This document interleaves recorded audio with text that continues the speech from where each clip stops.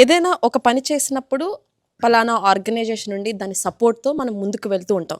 కానీ స్పెషల్గా ఆ ఆర్గనైజేషన్ ముందు పెట్టుకుని ఆర్గనైజేషన్స్ చూసి ఇన్స్పైర్ అయ్యి తన సొంత డబ్బులతో చాలామందికి సేవా కార్యక్రమాలు చేస్తున్నటువంటి వ్యక్తి మనతో ఉన్నారు. హలో అండి, మిమ్మల్ని ఫస్ట్ అప్రిషియేట్ చేయాలి.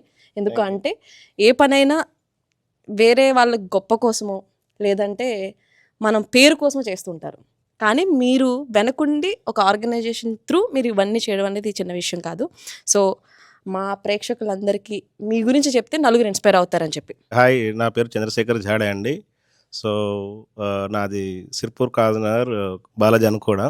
So it's very rural area అండి. సో మాటలో జాయిన్ అయినాక I was very much inspired with సేవా సంస్కృతి సమానత్వం.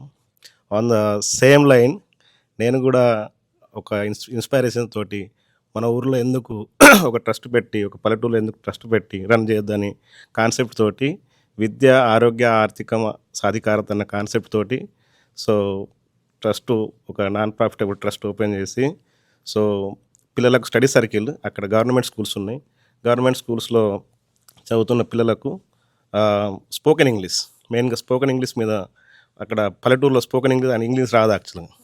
సో ఒక మంచి ఒక ట్యూటర్స్ తోటి, ఒక సర్టిఫైడ్ ఒక ఎడ్యుకేషనల్ ఇన్స్టిట్యూషన్ రన్ చేస్తున్న ట్యూటర్స్ తోటి అక్కడ spoken English plus competitive exam coachings ఇస్తున్నాం యాక్చువల్గా. అలాగే ఒక యోగా సెంటర్ కూడా ఓపెన్ చేసాము. Almost like 150 capacity yoga center ఉంది. So we have like 60 to 70 members students ఇప్పుడు ఆల్రెడీ మనకు రోజు ఎవ్రీ ఈవినింగ్ క్లాసెస్ కూడా అటెండ్ అవుతున్నారు. So more focus to the poor people, poor students to help.